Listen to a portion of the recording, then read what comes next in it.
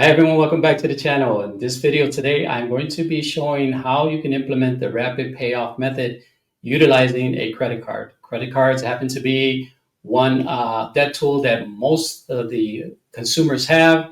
It also happens to be one of the largest debts that we have in our country. So we're going to focus on something that is right up your alley and probably makes a lot of sense to you. So in this example, we're going to show how a normal traditional way of paying off credit would look like and why it would take so long. And then with the rapid payoff method, we're going to actually more quickly and efficiently speed up that process. So typically, here's what happens when you're running your banking through your checking account or when you're paying your bills through your checking account. So let's say you have a credit card and it has a balance of $9,500. That's pretty much the typical balance on most of the credit card carry today. So 2% is usually what you'll have to pay, somewhere between 2 to 3%, depending on the credit card carrier. So if that was the case, right, you'd be paying about $190 a month for that particular credit card.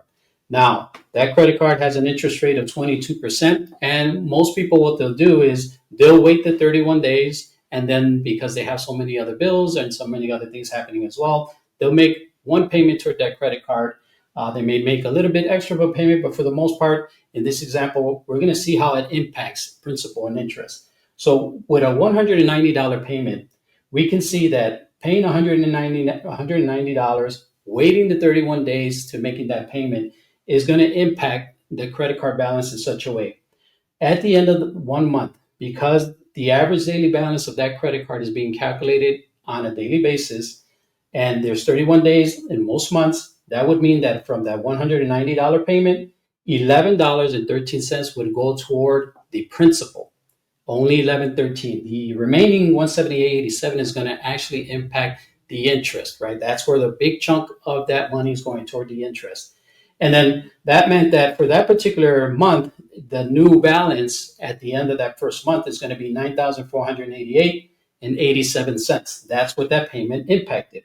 In the second month, it's going to work very similar, where we're going to make a $190 payment. $1,268 is going to go toward the principal. $177.32 is going toward the interest. Still a greater portion going to the interest. So that means that at the end of the 2 months, $9,476.19 is the new balance. So how can we speed that up? Well, with this rapid payoff method, we're going to show you exactly that. We do have to change one thing, and that's where you leave your money, your cash flow, for the 30 days once you start to get that income coming in. So you can see here that this person has a cash flow right now as it stands of $300.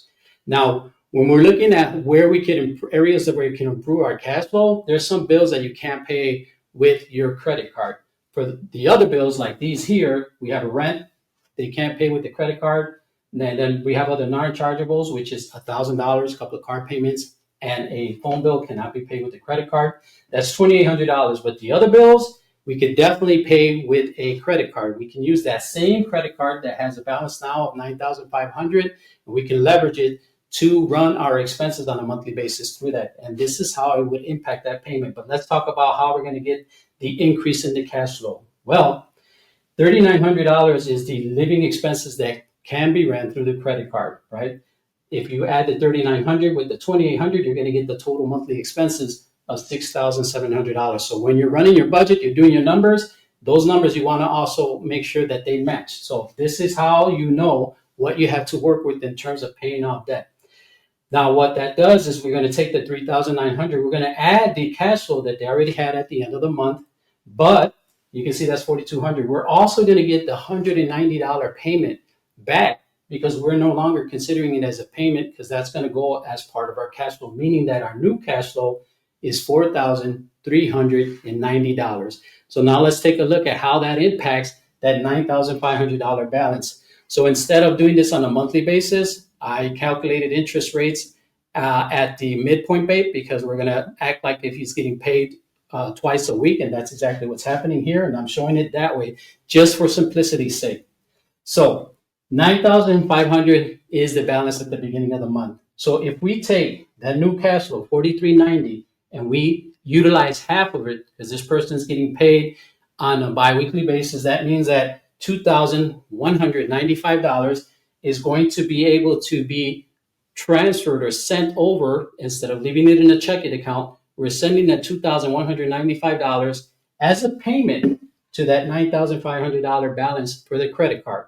Now, no longer are we making a $190 payment. We're actually making way more of a payment, which means what? That's going to have a direct impact to the principal as well as the interest rate. We're going to see how much is going to be the impact.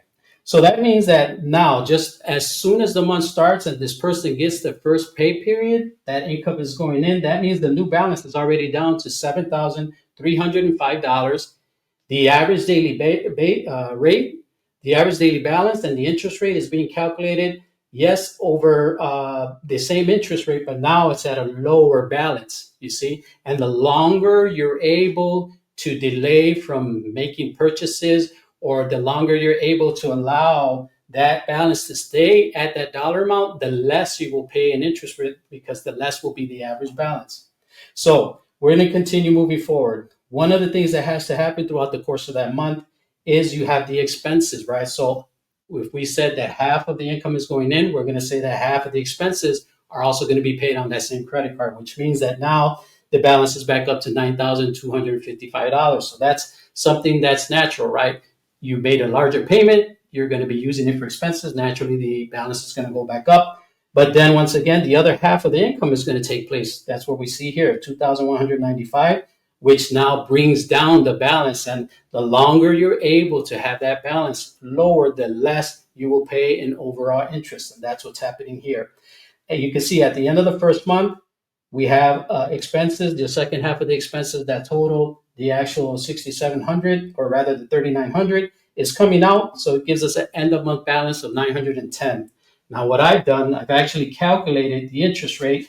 We know that we can't use this 9,500 to calculate the interest cost, because this would be this interest rate would have been the interest cost had that balance stayed at 9,500. When he made the payment for 2,195, that automatically dropped the balance, which means the interest rate is going to be less. But because there was also expenses that came back in onto that credit card, and at the end of the month, the calculation was going to fluctuate some, I did the balance of the interest rate cost based off the 9,255. And that's exactly what this is. When we calculate the interest at 9,255, which is the midway point, right? I didn't do it at the low point, I did it at the midway point. We get $172.87, meaning that we add that 172 to 87, which gives us our new balance of $9,182.87. If we repeat that particular process just for one more month, where half of the income is going in when he gets paid, right? The expenses at that time also is going out, right? Throughout the course of a 2-week period, we're going to get a new balance of $89.37.87. The other half of the income is going to hit the particular account or the credit card again, bringing the balance down. Then the other half of expenses throughout the course of the remaining 2 weeks is also going to raise the interest, or rather the balance, back up to $8,692.87. Again, I calculated the interest for that particular month at the halfway point, which brought us to $167.09. Now let's look at how that impacted. When we look at the impact of the principals doing this rapid payoff strategy, we can see that because we repositioned the cash flow, we also repositioned what or how he was utilizing the purchases. And instead of purchasing from his checking account with a debit card or cash or writing a check, we're using that same credit card that we're making payments toward.